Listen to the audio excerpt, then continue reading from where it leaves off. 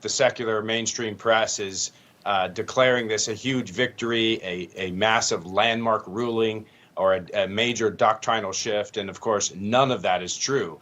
That doesn't mean, however, that there is not massive confusion as a result of this decision.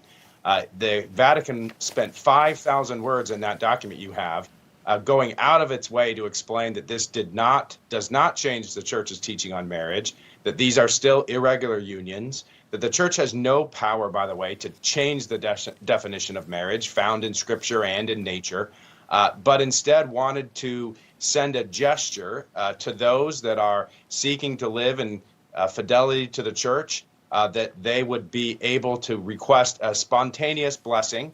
It can't take the form of a liturgical rite. It can't look like a marriage. It can't be dressed up to look like a marriage.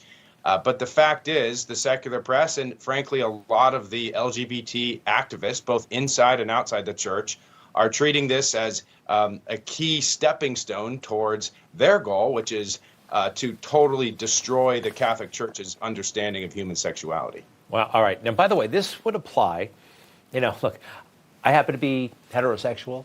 I also, before I was married, happened to live with the person I'm now married to, okay?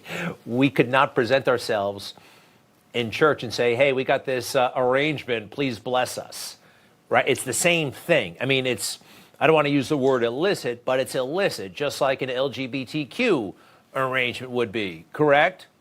Well, yes and no. The document talks about blessing of couples, and yet the blessing that it authorizes is blessing for individuals that may be in a same-sex relationship. And so there is no blessing of a same-sex union allowed in this document. Right. And it's interesting because there was no prohibition against blessing of individuals to begin with, and that's why a lot of us are confused why this was necessary in the first place. Again, it makes the news, and we're talking about the part that is controversial and divisive instead of the part that is really awesome and great. I mean, and I think that's almost part of their plan.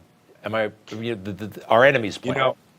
I don't think you can dismiss that possibility, that the creation of the confusion is part of the plan, and certainly time will tell. Again, the Pope, the Church, has no power to change the definition of marriage. What it does have is the prudential judgment to discover and to come up with ways to try to meet people where they are and to welcome them back into relationship with Jesus Christ. And that is the role of the church. How it does so, however, can be confusing. And I think in this case, it sent the message that somehow that same-sex unions are, that the Catholic Church is one step closer to endorsing same-sex unions, and that's just simply not true. What is your bottom line right now on the Pope, Pope Francis? There was one point where, you couldn't say anything bad about the Pope, right? He was infallible according to some doctrine, but what's the deal with Pope Francis, bottom line? Well, he can be infallible under certain circumstances, not in this case. He is still a human being, all of us are, and he's subject to making errors. He's older, obviously he's 87. He likely is not going to be ahead of the church for very long.